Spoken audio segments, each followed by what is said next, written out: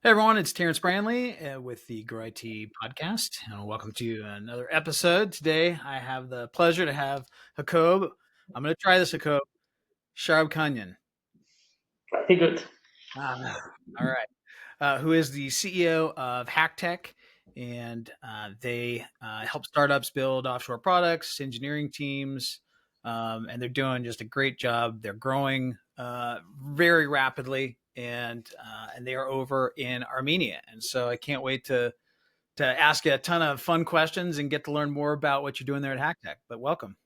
Yeah, thanks, Terrence. Happy to be here. So okay, so tell me a little bit about your background. Tell me about your entrepreneurial journey leading up to HackTech. Sure. Yeah. I started the company 9 years ago when I was 18 years old, or like beginning of my 90s. So at that time, I was working in a company, and in that time, there were a lot of outsourced type of companies in the market. The industry was growing, but most of these small companies were doing the type of work where they were hiding under the like individual profiles, taking the projects under the company, and as a freelancer, you were working for a company. So I saw that there is definitely a chance to give bigger value to the clients with deploying not just individual resources, but a real team who can be in the same place, who can work together, who can understand each other, who can create bigger value, and that was the main trigger for starting the company.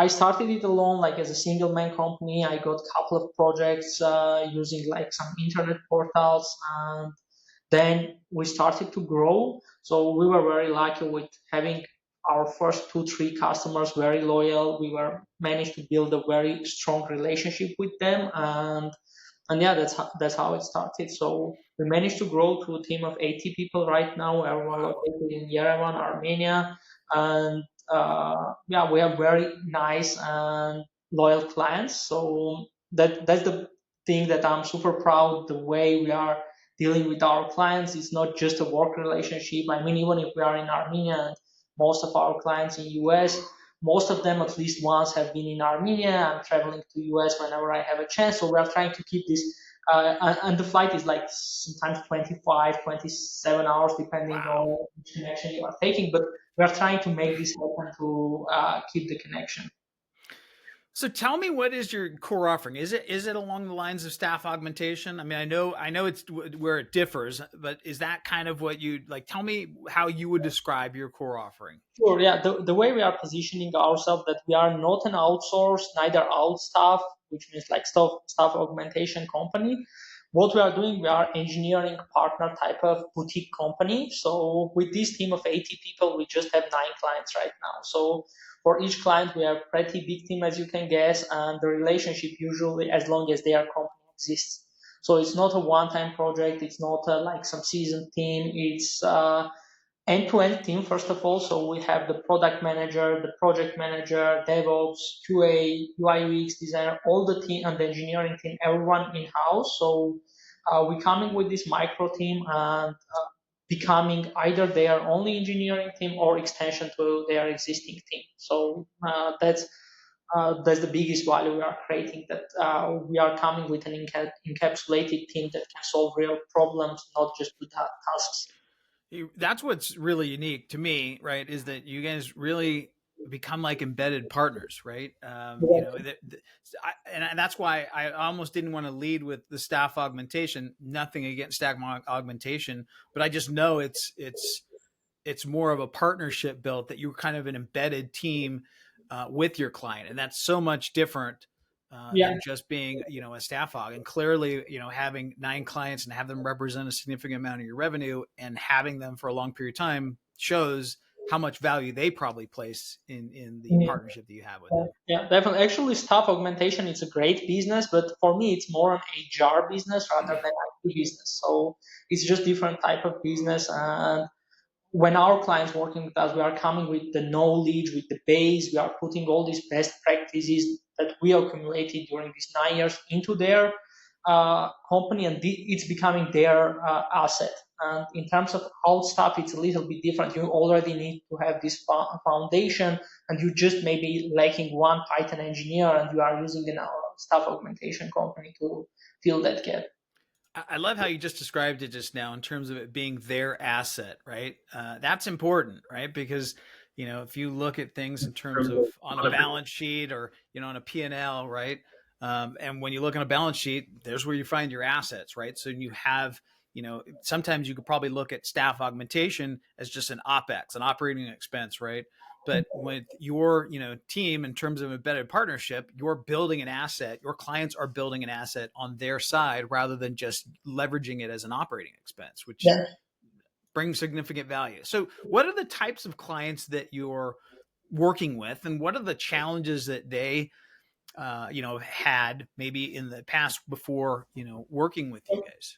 Yeah, so I could divide this into two categories. One of them is digital transformation type of projects that we are doing. So I can bring just a couple of quick examples. So one Sure. Yeah. is a, Yeah. legal company, traditional law firm doing US visas. So they were doing this O1, H1B, which is this extraordinary ability type of visas, and it's like 500, 600 pages of PDF per applicant. So it's a huge work and it takes huge time. And they scaled to a level that they needed more to use technology to grow because they can't always scale just by hiring more people. So we were introduced to them by one of our clients as a referral, and uh, the problem they were having was how to make their immigration specialists more effective. So what we did, we deployed the product manager, UI UX designer to their team. We started working closely with them, understand all their process, basically from A to Z, what they are doing for each applicant. And then we came up with some backlog, with some roadmap, started to build a tool, then integrated also some AI stuff, and the project is still ongoing, but right now I'd say it's about 25% increase in performance, basically decrease in time per petition. So we automated all the data gathering, which was a big pain. Like you can sometimes back and forth with like emails to get all the data you need. So we build a platform that actually doing all this for them. So yeah, that's one of the examples. Another example can be client called Franchise Ramp. So they are doing marketing services for big sports franchises in US. And again, they scaled to a point that they needed some software to be more effective. Again, we were referred to them, by the way, by the same client that referred us to this law firm. And again, we checked their process. We came up to with a product idea that will solve the problem. And now we are building a completely different big AI solution for which will serve for them at the beginning, but later will become as like software as a side type of project that anyone can use. So this is one category that I find most exciting when you have a traditional business and you go and digitalize it. So finding because that's where you are creating the biggest value. And another type of clients is the traditional, like again, software as a service type of companies who have some product and they either need an engineering team to build the product or they have an engineering team but they need to expand that team. We have cases where we are working alongside with their team. We have cases where we are forming kind of R&D team because we have very good continuous delivery processes to deliver product to the market very quick. So for like two of our clients, we are kind of a research and development team for them. So whenever they need a new product to launch, it's our team that taking over it, doing all the necessary work and pushing it to the market. Wow. Well, those are pretty good ones. I mean, and you had mentioned, which is a great testament to happy having pleased and happy clients, is they referred you to more clients. Do you find yourself in different sectors, industries, or are you? Do you find you mentioned one of them is a law firm, right? Do you find yourself, in a couple of industries or in certain ones? So we are by logic we are industry agnostic. So it Okay. doesn't really make because for example when we started this low project we didn't have any experience like in legal industry, but it took like a couple of weeks to get all the knowledge and start working. So I would say biggest experience we have right now is in legal industry. marketing, advertisement industry, and also e-commerce. So these are the industries that, except having all the engineering skills, we are also coming with some domain knowledge, which helps to speed up things. Interesting. How many of the clients are U.S. based versus elsewhere in the world? I think 90% of our clients are US based, yeah, and we have one client in Hong Kong, so that's how it's spread now. Wow. What do you think they see as the biggest value proposition? I want to know what you think your biggest value proposition, but it's almost more important, right? What our clients think is our biggest value proposition. What do you think that? How do they view what you do for them, and what do you think they think is your biggest value proposition? Yeah, I think one of it is definitely culture that we managed to build at HackTech. So whenever our team is joining their team, it's very important both for us and for our clients that there will be a culture match. So none of our clients is just looking for some coders to join and do some tasks. They are looking first of all for problem solvers, and they are looking for people who are genuinely like curious about what this company doing, how we can make impact on that. So I think that's the biggest value that our clients seeing, and also just the personal relationships, because every time they are visiting Armenia, it's a big fun because I don't know, we are going to sightseeing, we are going for drinks. Yeah, for some of our clients, it was a shock how our team drinks vodka. So great experience. Yeah, actually, for my wedding, five of our clients flew to Armenia from United States just No for kidding. 2 days. Like it's 25 hours flight just for 2 days to take part in the wedding. So that's type of relationship we managed to build and that we value. There's a few things there that I want to touch on. Relationships are so huge, and there's such a big part. Sometimes in business, people get so fixated on, hey, I can help you with your problem, right? But we're all people, and if we have happy clients, and you know, we should go out and find other people that we can talk to, have start business relationships, see how we can help each other. That's so important, so imperative in this success. Obviously, what you found. The other part I want to touch on too is when you talked about, right, the value proposition is not just looking for a coder. It's not a rent a coder, right? Like you guys are seen as partners, and importantly, you mentioned that someone that's going to come in and be problem solvers, right? Problem solvers, and help you look at the business and see how you can potentially do things better, because clearly there are people out there in the business world that can code and do similar things, right? But the type of approach that you have and your team has is what differentiates it, right? It's differentiating from the guy or gal that shows up and they say, okay, well, what do you want me to code, right? Or what do you want me to do? Just tell me from A to B. And it's like, well, I don't know, right? Because we know our business, but like maybe there's a better way to do it. And I think that's so apparent and important, and probably why you guys have had such a great success. Yeah, yeah. Okay, so let's switch gears a little. What trends? Obviously AI is a big one. Um, is that the biggest trend that you see? Coming in the industry that businesses need to be aware of and need to start figuring out how they can leverage. I mean, maybe talk to me about some of the conversations you're having both with your clients internally and maybe even prospects as well. Yeah, yeah, it's definitely AI, and it's touching every industry, including our like. Just a couple of weeks ago, one of our clients asked me like, "Do you guys use AI when coding?" So even if the solutions that are exist like copilots, etc., they are not developed to a point yet that you can really level. It will never replace the actual developers, but it technically can speed up. It can make them like 20, 25, 30% more effective when using some AI tools. And uh, for every industry, I think in a year, in 2 years, every client will ask this question, and they will look at the companies who have not adopted AI as a company that's not effective. So if you are a legal company and you are not leveraging AI, then you are spending like 20, 30% more time on doing the same thing. Basically, you are overcharging your client for 20, 30%. And this can be applicable to any industry. Like it's applicable to legal tech, legal industry. It's applicable to compliance because basically every industry where you are dealing with some paperwork, let's say more than 50 pages of paperwork per applicant, or we can summarize it this way, then only this part of AI will, because AI is a very big thing. Like right now, I'm talking only about like GPT type of like Mhm. LLM thing.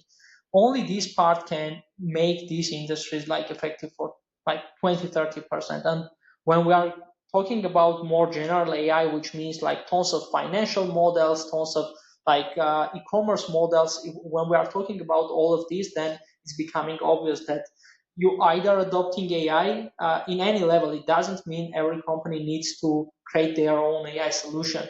If you are a low company, like very basic thing can be teaching your team how to prompt correctly to talk to ChatGPT. It's not as easy. Like you need to learn some. No, it's not. Yeah. So if you can't leverage this now, then tomorrow you will have a problem with explaining to your clients why you are competitive. Yeah, and I totally agree. And we again we try and use it internally as much as we can, and we've talked about it with our employees in our team, and that the more you try and use it, the more that it will get better, the more that you'll get better in terms of asking the right questions. And I feel like that's kind of a big step because not a coder, right, not a tech guy in terms of that sort of stuff, but I can see how uh, exponentially beneficial it will be to businesses. And I think the businesses that aren't at least trying to experiment with it are run the risk of being left behind. Would Yeah. you agree? Definitely, yeah. And also very important not to overuse AI, because nowadays we see like this LinkedIn post that from the first line you can understand that it's like the person put zero effort into writing this post, right? Like it just took him 10 seconds to generate, and that will not work too. Like also for sales, like you can't just generate GPT based pitches and think that you will convert clients. So it's very important to use it properly. For example, when I'm creating some pitches, I'm creating pitch myself, then asking GPT what he can improve, and it's giving some nice feedback on it. Then I'm thinking like if it works, changing or not. Also nowadays, like LinkedIn, Google, everyone is putting the filters that will lower reputation of the post written in AI. So you can't just go on in one day create a full blog ecosystem in your website, hoping that you will get like very great results in sales. I said to my son, I have a son in college, and I said, like you should be using it all the time, but use it to get you 80% of the way there, right? That extra 20% is where you, right, Yeah, make it happen, right? But it's not like hopping in. I said to him too. It's like it's not like hopping into a Tesla and expecting it to be a self-driving car to take you everywhere, right? It does about 80% of the work, right? And I think that's the important thing with AI, at least from what I've experienced and when I've talked to folks, is that it'll get you 80% of the way there, right? But it's not going to eliminate. You're not going to basically be able to delegate all your tasks 100%, effectiveness to it. What are some of the other ways with AI that you are having those conversations with clients in terms of what they should be doing aside from ChatGPT? Is it leveraging on the back end and operations, encoding? I mean, maybe you can talk a little bit about that. sure, yeah. Actually, one of the biggest initiatives that we are doing right now is we have a big e-commerce platform as a client. So it's a platform where they gather like buyer, seller, and also wholesalers into one platform. And for example, there is a search that we are trying to leverage AI to give better results. So imagine instead of searching like for some specific item, you can search like what to give to my wife on March 8th, International Women's Day, or on her birthday. So this is what we are trying, and also similar items. So whenever you are going to the shop and online shop, you want to see similar items to what you are browsing, and usually it's a couple of if else statements, but leveraging AI here can bring more specific results to the people, so more related results to the people. So that's one of the biggest initiatives that we are doing right Oh, now. nice. And other than that, we are also doing, it's based on, not based on GPT, but based on like these conversational models. We are doing a big sales automation platform. So it's basically, it's not gonna replace the sales team, but it's gonna replace the low low quality sales teams. So it's for some specific industry, it's not live yet, so I can not tell too much, but it's for some specific industry where the locations itself can't afford having like very well trained teams. And Right. when we saw the CRM situation, it was like some of the leads were in the CRM for like weeks and no one was followed them, Right. etc. So we are creating this AI sales agent who will go do all the conversation and go and actually book a like class with these people. So it's actually Interesting. like pre-live. So we have a couple of clients that already using it and testing, but not like publicly accessible yet. Interesting. So are they using that like as an internal LLM or internal GPT type of thing to where they're feeding it their own information and it's kind of a good feedback loop? Yeah. Interesting. So can you talk a little bit more about I know you can't talk about the specifics of it and that's okay, but talk about it replacing kind of the low level sales experience. All right. Is it like kind of what we would think of as maybe going to a website and having the chat bot that's there on and you're talking to a chat bot, whether you know it or not? Is that the type of low level type of sales experience you're talking about? No, Or what we do is like as soon as so this company is doing like social media marketing for their clients, so they are very good at it and they are bringing leads to the CRM through some campaigns. okay. And then they saw that most of these leads are just being lost because of the uh, incompetency of the sales team. So Right. what we are building is that the bot is going to the CRM, seeing that there is a new lead, starting a conversation. It's not answering, like it's not a bot. It's starting the conversation. It has all the necessary data. It's related to the like classes, so it has all the agenda, everything. It's talking to the person.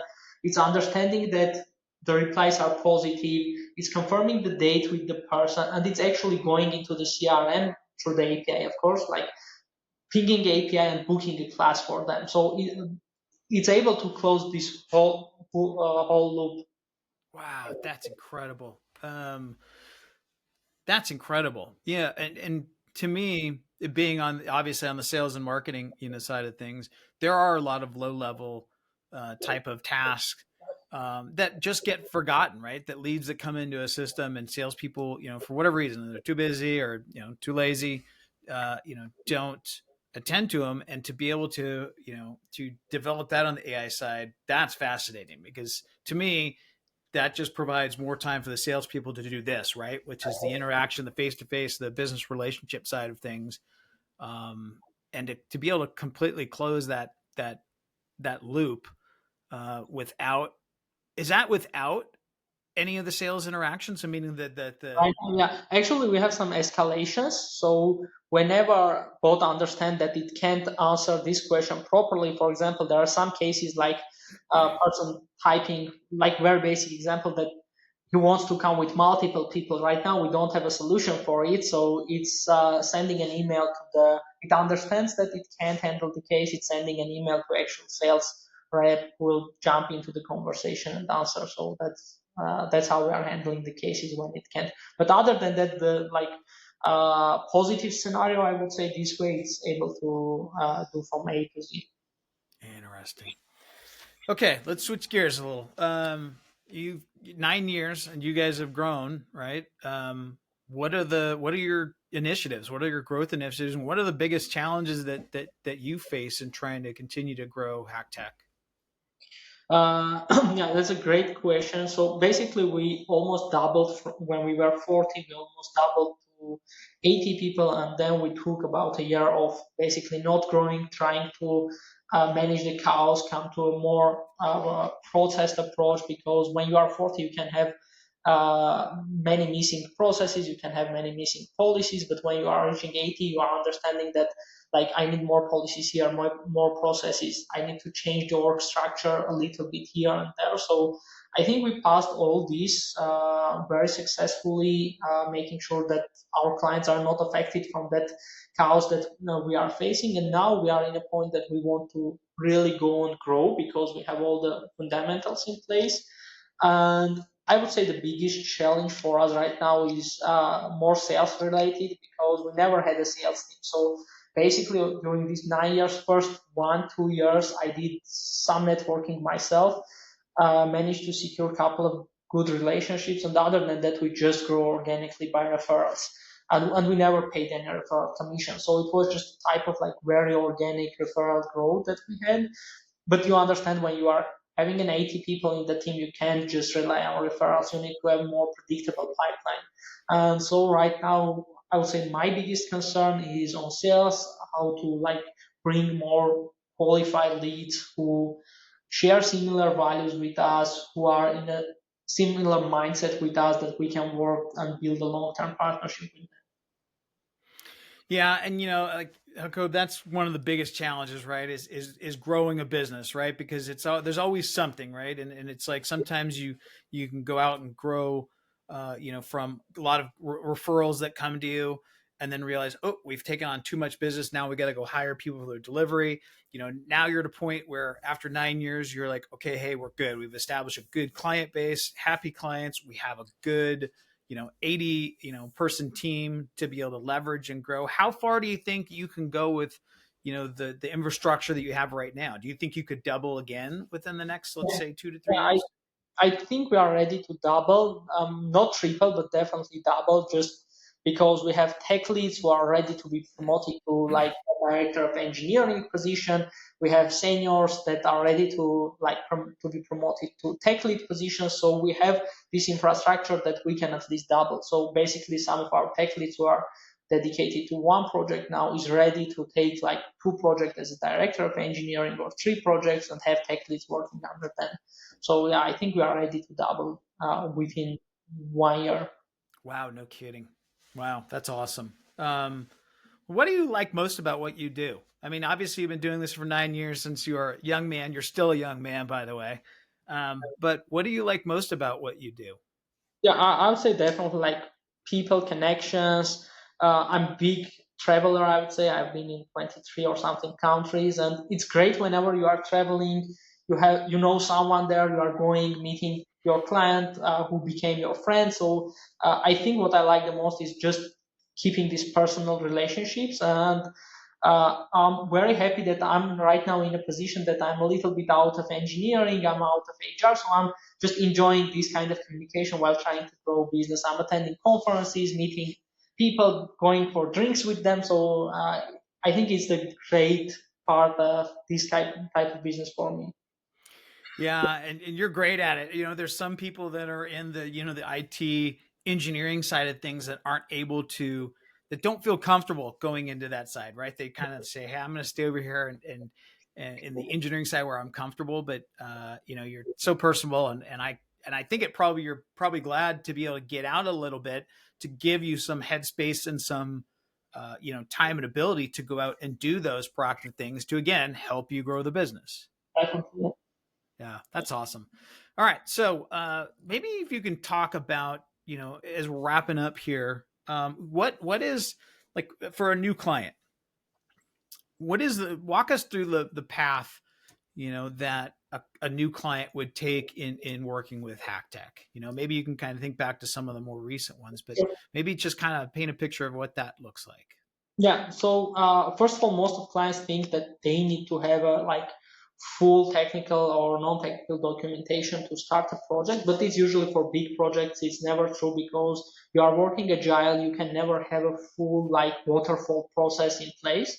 So usually the way we start with the new clients is dedicating a product manager and UI UX designer, or if the project is too technical, also tech lead. So these three people we are deploying to their project, sometimes for a month, sometimes for 2 months, depending on the complexity of the project. So they are understanding all the processes, all the requirements, documenting it, doing some shaping sessions to create. The goal of this step is to create a backlog of a couple of sprints. So then the engineering, the main team can join them, start delivering it. So that's the usual process, like when we are starting to interact with the clients, because you can't just spend like uh, 10 calls with the client just to discuss what they want. So the best way we found is deploying a small team, product manager, UI designer. They come up with wireframes, they come up with ideas, clients approve them, and then we dedicate the team. How long does that process usually take? I know it depends, probably, right? But like, how long does that take? Like in terms of, let's say a new client comes to you and from, you know, hey, Hakob, here's our idea, right? From that point to how long it takes for you to integrate the team and kind of get them going. Yeah, it depends. For example, the I noticed that whenever the project is by referral, it's taking very quick. Like, for example, the law firm or this franchise firm, it took like 1 2 weeks from the first conversation to actual starting because they have a trust. They know that you can deliver. And when you are telling them, hey, the right path is that we start with the product manager UI there. Okay, let's start it. So it just took like an NDA contract, this basic stuff with the cases where there is no trust, it takes a little bit longer. It can take like 1 2 months, like couple of meetings, understanding the client is trying to evaluate your technical skills. Sometimes they are not non-technical, so it's hard for them to understand because when you are doing, for example, staff augmentation, it's low risk. So they are just taking 1%, they can be unhappy and they can just terminate. But in this scenario, it's a big commitment from their side, so they want to be sure that it's a right partner to go with. So, yeah, I think like 1 2 months, depending on the. How, let me ask you that, right? How do you, because again, that you talked about it very intuitively, the building the trust, right? And that it's a big commitment. It's not like staff aug where someone says, okay, we'll try to hire someone and they could just say, nope, we're not, right? They're kind of, you're getting you're going to be an embedded partner with them. What do you do to kind of to help build that trust and build that relationship so that they understand that what your capabilities are, and really just so that they feel comfortable in moving forward? Like, what, maybe talk a little bit about that. Well, yeah, actually, for us, the easiest way is when the customer having a CTO, so like Chief Technical Technology Officer, Mm-hmm. because they are technical. Like we can talk about our processes, which I believe one of the great processes. It took us like a couple of years to come here to like build this continuous delivery mindset into the team, to build the right product management processes into the team. So whenever we are dealing with like deep technical people like CTO, CIO, it's very easy to build the trust because when you are talking, they understand that you know it. So you can't just pretend that you know what is like continuous delivery or right product management processes. Whenever we are dealing with like CEOs, I think who are non-technical, I think it's more like personality type. So like we are having a couple of calls, they understand, hey, I have sympathy towards this guy. It looks like it's gonna work. So it's more like gut feeling that hey, this is gonna work because they don't have any other knowledge to estimate our skills. Yeah, that makes sense. If someone started asking me, technical aspects, I would be like, I don't know, but I just want to get to know Hakob, right? So, and I'm sure that helps. Well, Right. as we wrap up here, if a business owner executive is watching this and wondering how they can get a hold of you and see if you can maybe help them with their business, what are some good ways for them to either follow you, either on Yeah, Twitter, LinkedIn, yeah, your they can website? just contact me on LinkedIn. I'm very responsive there. It's the main social platform I'm using, so they can just search for Hakob Sharabkhanyan. I'm sure I'm the only one with that name and surname there. You So are, yeah, yeah. yeah, I know. Actually, I think in Armenia we are the only family having this surname, so it's very unique surname even for Armenia. So yeah, they can just search for Hakob Sharabkhanyan and drop And me. I'll put the link to it too. And then also, what's your website? It's gohacktech.com. Okay, great. Well, listen, I've enjoyed our conversation. You're always fun to talk with, and I'm rooting for you. Anything we can do to be of help, obviously, let me know. And I can't wait for us to circle back in a year, and hopefully, we are talking about how you went and doubled again in size from over the last 12 months. So, Yeah, Hakob, awesome. Hakob, thank you very much for joining us today. Thank you, Terrence.